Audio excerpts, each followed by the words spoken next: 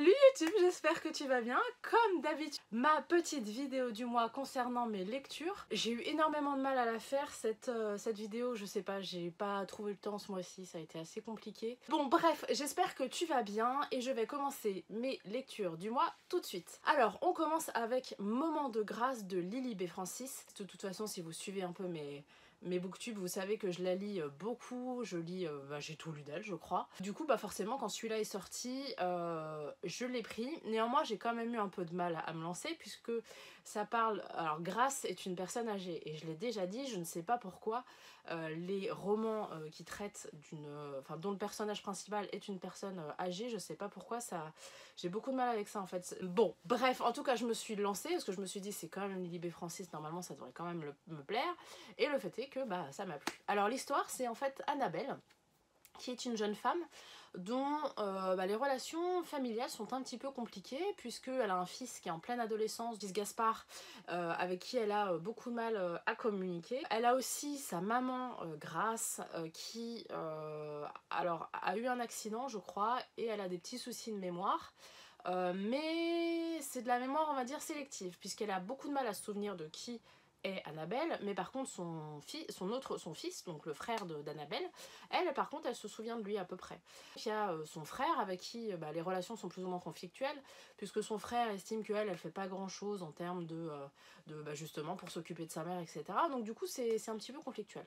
Et puis Annabelle, elle aimerait savoir pourquoi ça marche pas avec sa mère, et du coup elle aimerait peut-être faire un parallèle entre ce qui se passe entre elle et sa mère et ce qui se passe entre elle et son fils. Donc c'est un roman que j'ai vraiment beaucoup aimé, je vais pas en dire plus. Et on a le parallèle entre la vie d'Annabelle aujourd'hui et ce qui se passe aujourd'hui, et puis la vie de Grace avant, donc ce qui sont les moments de grâce. Justement, ça nous explique son histoire, comment elle était quand elle était jeune fille. Et en fait, je crois que l'auteur, c'est ça qu'elle voulait faire en fait, c'est qu'elle s'interroge. Moi, en l'occurrence, ma fille, si elle me voit, elle ne m'a toujours vue qu'en tant que maman. Mais avant ça, j'ai été une jeune femme, j'ai été une petite fille même, j'ai été une jeune femme et j'ai été une femme avant qu'elle arrive dans ma vie. Et en fait, c'est là-dessus qu'elle voulait s'interroger, c'est justement que sont les parents avant de devenir parents. Toute l'histoire de Moment de grâce c'est là-dessus et c'est vraiment bien traité. Enfin personnellement je me suis un peu doutée du truc de l'histoire, mais on se laisse bien embarquer dans l'histoire, c'est vraiment très bien raconté. En plus je trouve qu'en cette période de Noël, donc qui est quand même une fête familiale, je trouve que ça c'est particulièrement dans le mood. Bref, c'est une lecture que je vous recommande parce que j'ai vraiment beaucoup aimé. Ensuite, j'ai lu le Kate Daniels numéro 4 et là pour le coup je l'ai dévoré. Autant le premier j'avais eu un peu de mal à rentrer dedans, le deuxième bon blabla, autant là le quatrième franchement j'ai kiffé vraiment de bout en bout de A à Z. En fait je l'ai mangé très vite. Pourquoi? Alors en fait dans celui-là, on sait déjà qui est le père de Kate Daniels, hein, elle l'a dit dans les précédentes. Justement, on rentre aussi dans son histoire familiale, puisqu'elle rencontre quelqu'un de sa famille. Elle décide en fait de plus se cacher, puisqu'en fait depuis le départ, elle dit qu'elle veut se cacher de son père biologique. Pour se protéger, et là en fait elle décide de non en fait j'arrête de me cacher, j'affronte le truc, et puis tant pis s'il sait où je suis, et tant pis pour les conséquences, mais en tout cas voilà, elle décide de faire face au truc.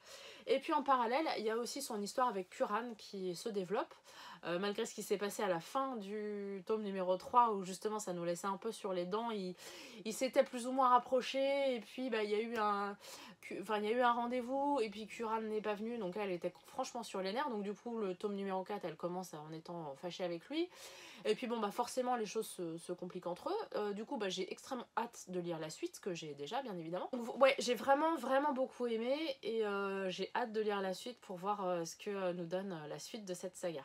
J'ai aussi lu, alors là pour le coup c'était un peu de la facilité, parce que en fait j'avais envie de lire mais pas du tout le temps. J'ai lu le tome numéro 4 de Vanessa, donc ça avait un truc que j'ai commencé, je sais pas si j'en avais parlé dans la vidéo ou si ça date vraiment d'avant, parce que ça fait un petit moment que c'est sorti. En fait c'est une saga que je lisais en histoire du soir avec ma fille.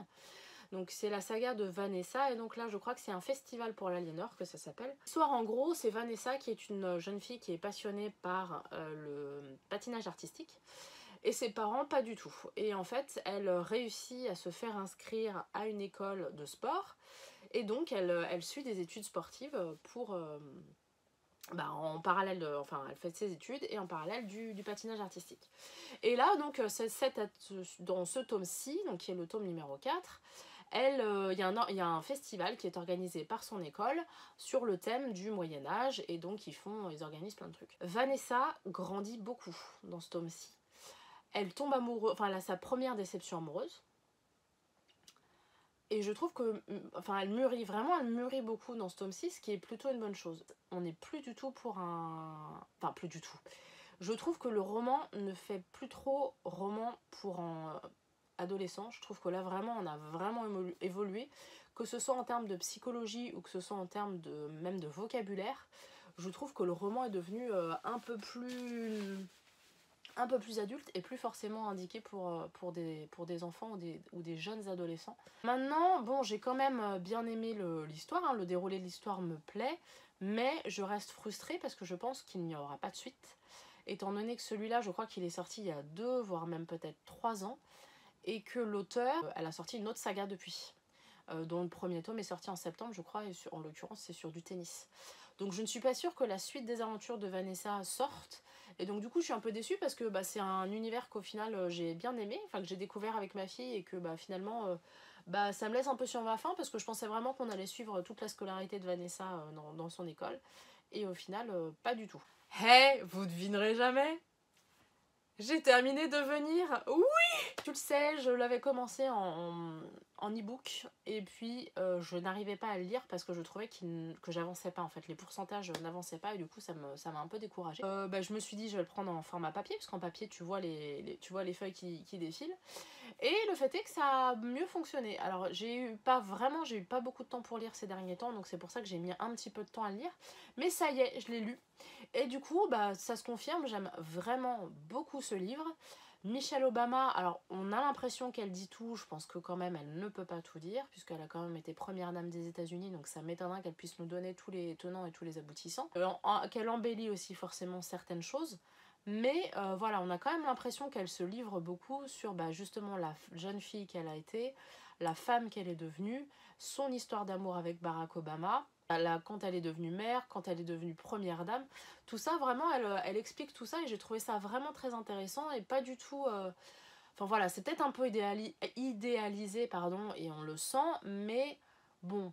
On rentre quand même dans cet univers-là, et je pense qu'on en apprend quand même pas mal. Bref, si vous avez du temps devant vous, parce qu'il est quand même assez épais, je vous le conseille vraiment, on apprend des tas de choses. Alors, j'ai eu la chance, puisque là, je pense que... Si, maintenant il est sorti. J'étais en train de réfléchir parce que moi je l'ai eu en avance par Marjorie. Et à l'heure où vous allez voir cette vidéo, enfin moi quand je la tourne il n'est pas encore sorti, mais à l'heure où vous allez voir la vidéo, il sera sorti. Donc c'est le dernier bébé de Marjorie Levasseur, que je remercie encore une fois de m'avoir permis de le lire en avance et de l'avoir découvert. Je ne sais pas comment vous raconter cette histoire. Mieux serait peut-être que je vous lise le pitch de Marjorie, parce que je veux surtout pas trop en dire. Alors, je m'inspire du pitch qu'elle m'a envoyé pour ne pas trop en dire. Lou est une jeune fille de 18 ans, enceinte de son copain Noah. Et sa maman a vécu la même chose. C'est-à-dire que sa maman est devenue maman très très tôt, et a eu Lou très très tôt.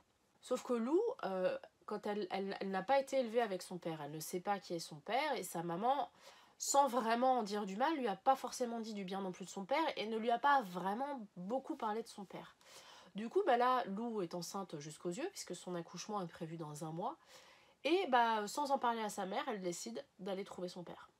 Donc elle fait du covoiturage, elle fait un genre de blablacar. Elle tombe sur Quentin, donc qui est un jeune trentenaire, avec qui elle se trouve des points communs, et du coup elle profite de ce voyage justement pour discuter avec lui, pour justement, comme ils ont ces points communs là, elle essaye un peu justement de... C'est la première fois au final qu'elle peut vraiment s'ouvrir sur cette quête d'identité de sa part, parce qu'elle a jamais trouvé, je sais pas si c'est le courage, mais en tout cas elle a jamais réussi à en parler avec sa mère. Et là du coup ce parfait inconnu, elle va essayer de commencer à lui en parler et de s'ouvrir un petit peu. Je vais essayer d'en parler sans trop spoiler. Pendant toute la première partie, j'ai eu des doutes, je me suis demandé au final où est-ce que Marjorie voulait nous emmener. Le livre est rédigé vraiment de façon, c'est voilà, comment est-ce qu'on peut abandonner un enfant, comment est-ce qu'on peut être parent alors qu'on se sent pas prêt à être parent? Et est-ce qu'un jour, il est trop tard pour faire marche arrière? En gros, c'est comme ça que je résumerai ce livre.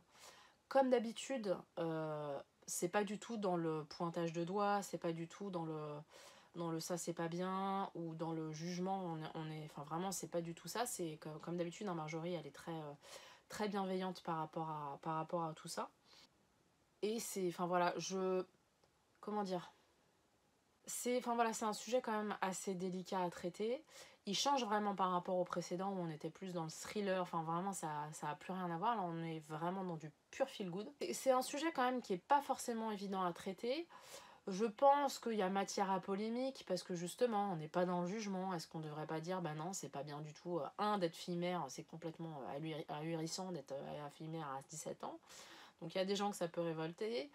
Il y a des gens que ça peut révolter justement, cette jeune fille, mais qu'est-ce que tu vas aller voir ton père, il veut pas de toi, enfin n'y va pas, enfin te fais pas de mal. Et voilà, même la mère, on apprend des choses sur elle aussi, enfin bref, c'est quand même un sujet assez délicat à traiter. Mais personnellement, voilà, je suis bien rentrée dedans. Je trouve encore une fois que c'est écrit de manière bienveillante et moi je préfère ça plutôt que justement rentrer dans le jugement. Moi j'ai vraiment bien aimé. J'ai été assez émue par pas mal de choses, mais je tiens à préciser que je n'ai pas pleuré, donc je suis relativement fière de moi. Je n'ai pas pleuré, mais voilà, c'est quand même, je trouve que c'est un roman qui fait vraiment réfléchir. Ma mère a été adoptée, donc peut-être que forcément ça me parle un peu plus. Du fait justement que elle, de ce qu'on en sait, sa mère l'a abandonnée parce qu'elle était trop jeune et qu'elle n'a pas su s'en occuper. Mais voilà, donc ouais, forcément, je trouve que ça fait vraiment réfléchir. C'est quand même des sujets pas évidents à traiter et je trouve qu'elle les a vraiment bien traités. Donc je suis curieuse de voir justement si vous aussi vous l'avez lu, qu'est-ce que vous en avez pensé et justement est-ce que vous pensez qu'elle aurait pas dû écrire de manière aussi bienveillante ou justement si elle a eu parfaitement raison. Moi je pense qu'elle a eu raison. Parce que voilà, faut savoir pouvoir parler de tout sans avoir à créer de polémique. Donc non, moi je trouve ça plutôt courageux de sa part et je trouve que c'est un très bon roman. Voilà, donc ça c'était mes lectures du mois. Je t'avoue que j'ai pas du tout réfléchi à ce que je pourrais mettre dans ma pile à lire. Bien évidemment, il y aura la suite de Kate Daniels, hein, ça me semble évident. Néanmoins, là, comme on est au mois de décembre, il y a énormément de trucs à faire le week-end. Donc je ne suis pas certaine de pouvoir lire énormément ce mois-ci. J'ai peut-être triché en lisant Mermaid Prince, donc qui est un manga, mais c'est un one-shot. Il est dans ma pile à lire depuis super longtemps, mais bon, comme c'est un one-shot, je me dis pourquoi pas en parler. J'ai prévu depuis des mois de faire une vidéo lecture manga. J'ai même pas commencé les mangas, donc c'est pour vous dire à quel point je suis à la bourre.